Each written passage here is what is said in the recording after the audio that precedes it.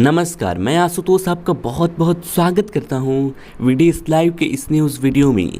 जानेंगे आज की बड़ी खबरें, लेकिन न्यूज़ जानने से पहले आप मेरे चैनल को सब्सक्राइब कर लें और साथ ही बेल आइकन को भी दबा लें ताकि जब भी मैं कोई नया वीडियो अपलोड करूं उसकी नोटिफिकेशन आपको तुरंत मिल जाए और वीडियो को लाइक भी अवश्य कर दें। पहली बार डीजल हुआ पेट्रोल के पार, 80 रुपये के पास पहुंची कीमत।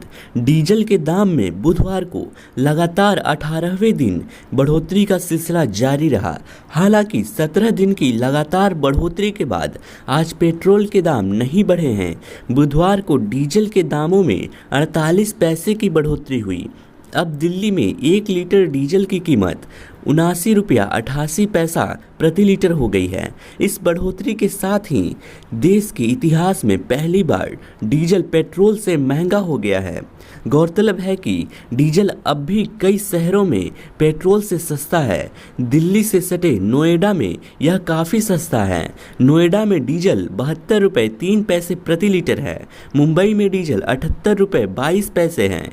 चेन्नई में 77 रुपये 17 पैसे हैं। कोलकाता में 77 रुपये 6 पैसे हैं। गौरतलब है कि दूसरे देशों में अक्सर डीजल की कीमत पेट्रोल से ज़्यादा रखी जाती है।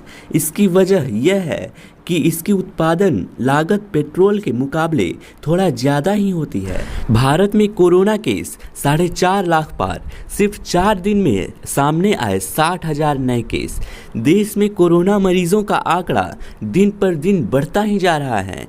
देश में कुल कोरोना केस 4.5 लाख के पार पहुंच गए हैं। अब भारत में कुल मरीजों की संख्या 4,56,115 हो गई है, जिसमें 14,483 लोगों की मौत हो चुकी है। कोरोना से अब तक 2.5 लाख से अधिक लोग ठीक हो चुके हैं। देश में हर रोज कोरोना के करीब 15,000 नए मामले सामने आ रहे हैं। 19 जून को कुल कोरोना मरीजों की संख्या 3,95,000 थी, जो 4 दिन बाद यानी 23 जून को बढ़कर 4,56,000 को पार कर गई है। वहीं 19 जून तक करीब 13,000 लोगों की मौत हुई थी, जो 23 जून को 14,483 हो गई है। यानी 4 दिन में करीब 1,500 लोगों ने जान गंवाई है। चीन के पुराने नक्शे भी करते हैं गलवान घाटी पर भारतीय दावे का समर्थन।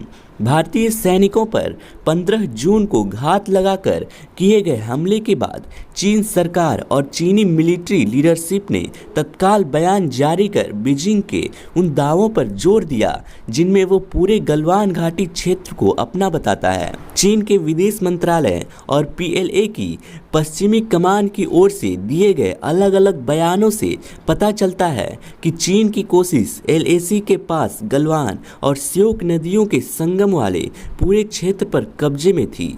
चीनी विदेश मंत्रालय के प्रवक्ता लिजियान झाओ ने ट्विटर पर लिखा, गलवान घाटी LAC की चीन वाली दिशा में चीन भारत सीमा के पश्चिमी सेक्शन पर स्थित है। कई वर्षों से चीनी बॉर्डर सैनिक इस क्षेत्र में पेट्रोलिंग कर रहे हैं और ड्यूटी दे रहे हैं, लेकिन विशेषज्ञों के मुताबिक कुछ पुराने चीनी नक्शों में असल में स्वीकार किया गया है कि घाटी का दक्षिण पश्चिमी हिस्सा भारतीय क्षेत्र के भीतर आता है, जो कि LAC के करीब है। दिल्ली में बारिश का ऑरेंज अलर्ट, इन राज्यों को भी आज भिगाएगा मानसून।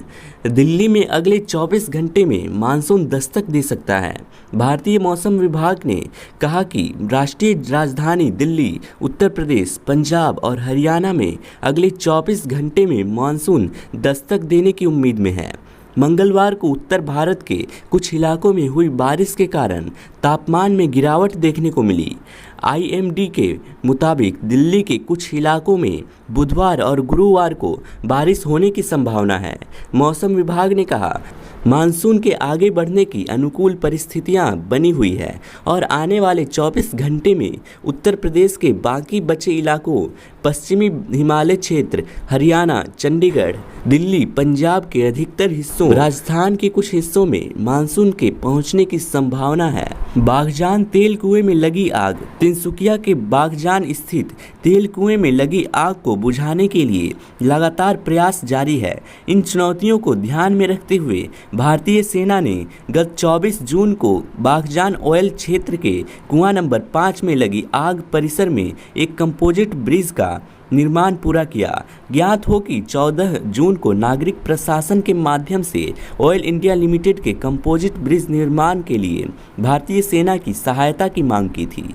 इस पुल का निर्माण आग को नियंत्रित करने के कार्य के लिए अत्यंत महत्वपूर्ण था, क्योंकि यह विशेषज्ञों को अच्छी तरह से और सुरक्षित तरीके से घटनास्थल पहुंच बनाने के लिए एकमात्र तरीका है। विशेषज्ञ अब पुल पर एक पाइपलाइन बिछाकर आग को बुझाने के लिए पानी की बौछार करने की योजना बना रहे हैं। इस इंजीनियरिंग कारनामे को अंजाम देना एक चुनौतीपूर्ण काम था। सेना के 150 विशेष रूप से प्रशिक्षित सैनिकों ने 75 डिग्री सेल्सियस से अधिक के तापमान पर काम कर आग के आसपास के क्षेत्र में अत्यंत जोखिम भरे और खतरनाक परिस्थितियों में निर्माण का कार्य किया। इंजीनियरिंग की चुनौतियों के बीच सेना ने अत्यधिक तापमान के बीच 24 घंटे के कम समय में पुल का निर्माण किया।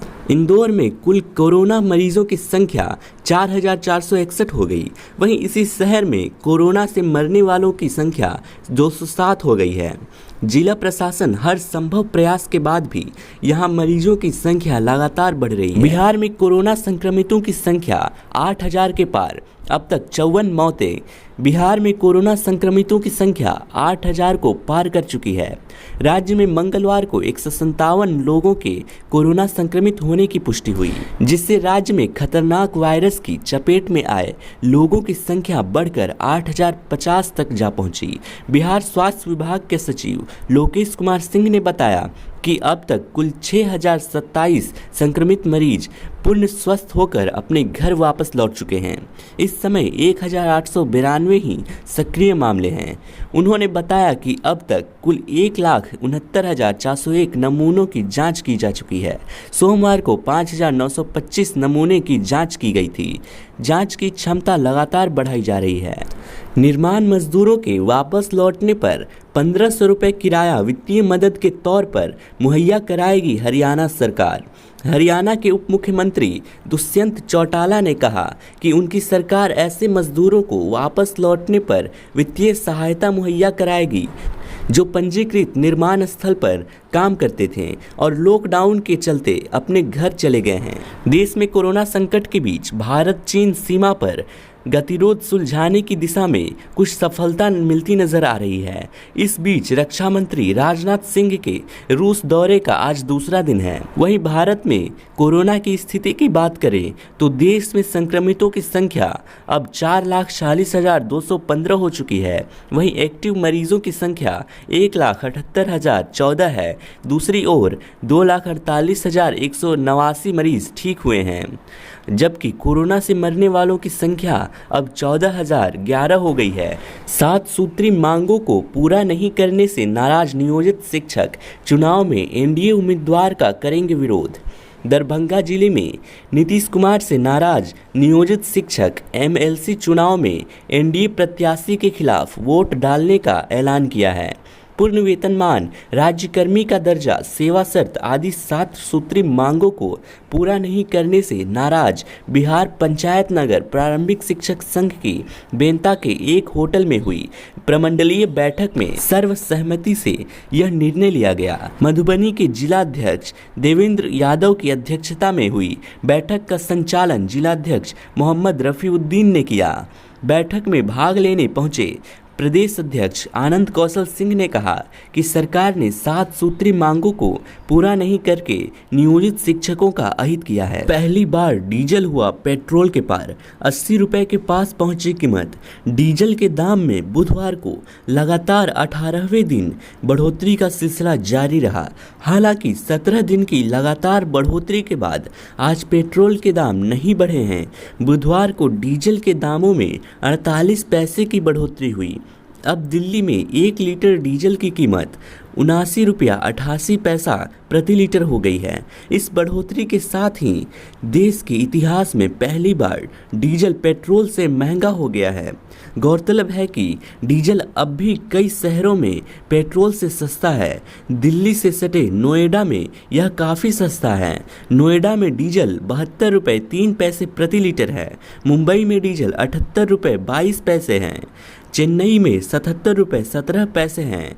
कोलकाता में ₹77.06 हैं। दोस्तों, ये थी अब तक की बड़ी न्यूज़। अगर आपको मेरा वीडियो पसंद आया हो तो लाइक और शेयर करें और मेरे चैनल को सब्सक्राइब करके बेल नोटिफिकेशन को ऑल पे कर ले, क्योंकि हम ऐसी ही वीडियोज़ लाते रहेंगे।